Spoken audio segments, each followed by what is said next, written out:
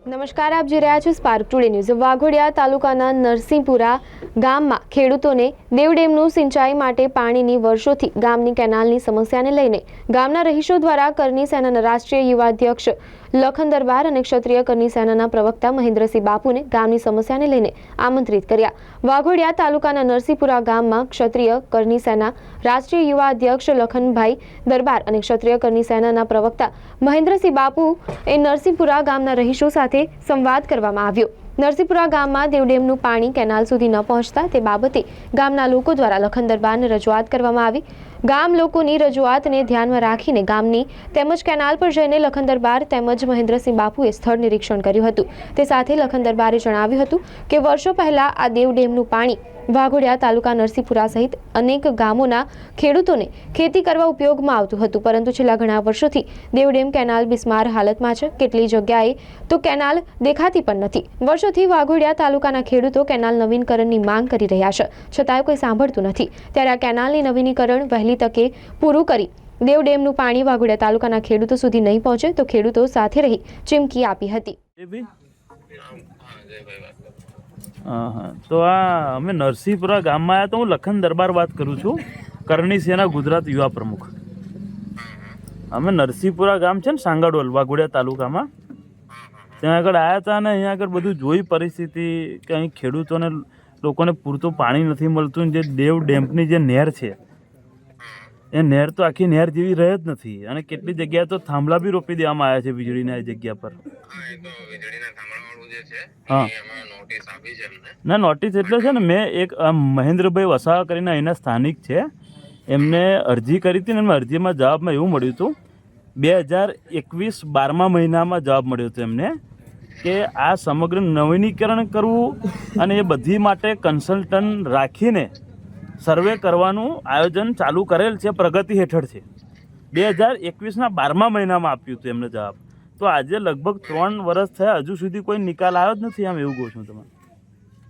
આમાં શું છે કે આજે જે તે સમયે જે તે અધિકારી હશે, બરાબર? હા, અને આમાં એક્ચ્યુઅલમાં કેવું છે કે આ કેનાલો નરસિંહપુરા છે, દેવ ડેમની જે આરબીએમસી, એલબીએમસી અને બીજી 3 બ્રાન્ચો, બરાબર, નરસિંહપુરા, વાઘોડિયા અને ગોળાદરા, તે બધાનું ટેન્ડર થઈ ગયું છે નવીનીકરણ માટે, બરાબર।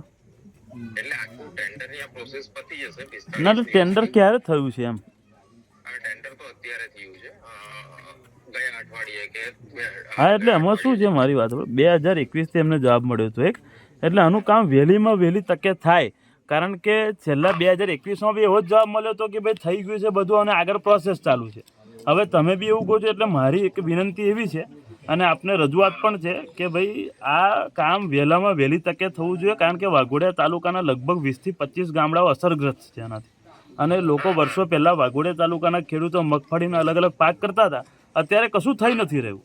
એટલે વહેલીમાં વહેલી તકે દેવ ડેમ નહેરનું કામ નવીનીકરણ થાય, કારણ કે એમાં રિપેર કરવાની કોઈ જરૂર એટલા માટે નથી કે રિપેર થઈ શકે એવી જ નથી, એટલે નવીનીકરણ થાય। હા, નવીનીકરણ થાય એની માટે કર્યું અને કેટલા સમયમાં થઈ જશે એ મને કહો તમે? આમાં કેવું છે કે આ જો અત્યારે આપણું ટેન્ડર તો થઈ ગયું છે, હા, બરાબર છે। ટેન્ડર પછી એની એજન્સી નક્કી થઈ જશે, ટેન્ડર થઈ ગયું ના એ બધું મને એ મારી વાત સાંભળો, સમય મને આપી દો ને તમે, મહિનો 2 મહિનો કેટલા મહિનામાં થશે આ ચાલુ કામ? 11 મહિનાનો સમય હોય ને આમાં તો। હા, ના કામ ચાલુ થવાનું ચાલુ ક્યારે થશે એવું? કામ ચાલુ થાય એના 11 મહિનાની મુદત હોય છે। એટલે મારે જાણકારી સાહેબ એવી જ મેળવવી છે કે કામ ક્યારે ચાલુ થશે એ મારે જાણવું છે। ભાઈ તો હવે ટેન્ડર ખુલશે ને એના પછી જે એજન્સી નક્કી થશે એટલે પણ એનો સમય તો હશે ને કે 60 દિવસની અંદર તમારું કામ એજન્સી નક્કી થઈ જશે, એટલે 2 મહિના પછી ચાલુ થશે કામ એવું? 2 મહિના, હા 2 મહિના। ઓકે, જો 2 મહિના પછી સાહેબ કામ નહીં ચાલુ થાય તો અમે અહીંયા આગળ ઉપવાસ આંદોલન કરીશું, સમગ્ર ગુજરાતની કરણી સેના બોલાવીશું, બરાબર? હા, ઓકે, થેન્ક યુ।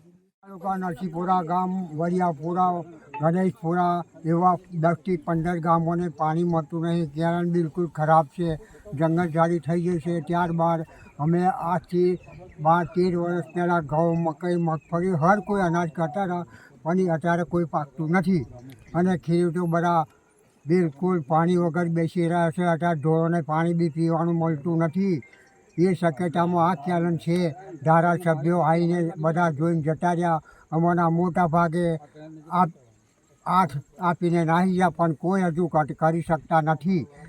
એ માટે અમે કલેક્ટર ઓફિસે જવા તૈયારી છે. 10થી 12 ગામો 15થી 20 ટ્રેક્ટરો લઈને જવા તૈયારી કરીએ છીએ. એટલું અમારું કહેવું અરજ છે.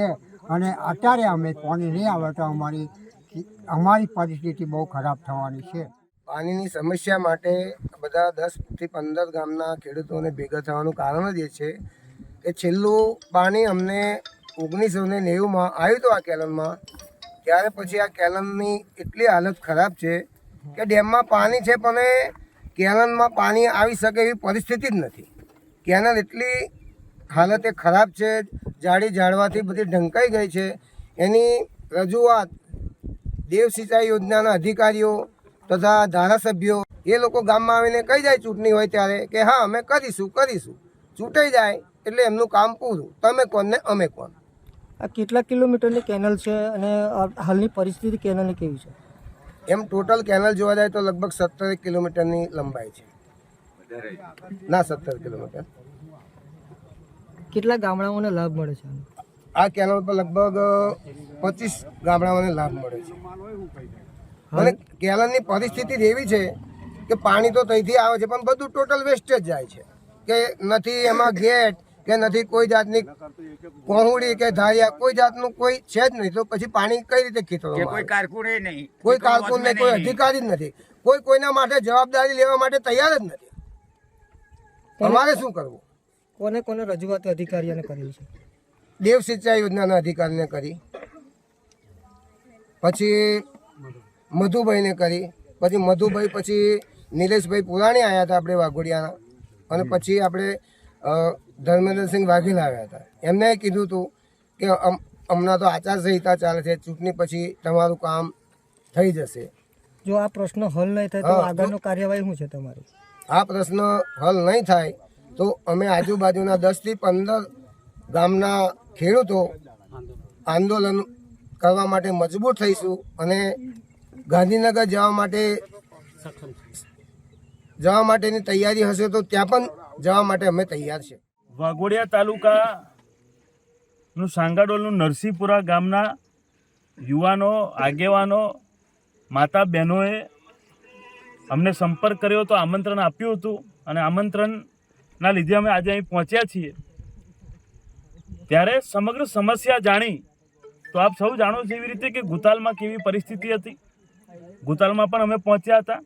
આજે આ ગામમાં પહોંચ્યા છે ત્યારે એવી પરિસ્થિતિ જોઈ કે એમની માંગણી છે.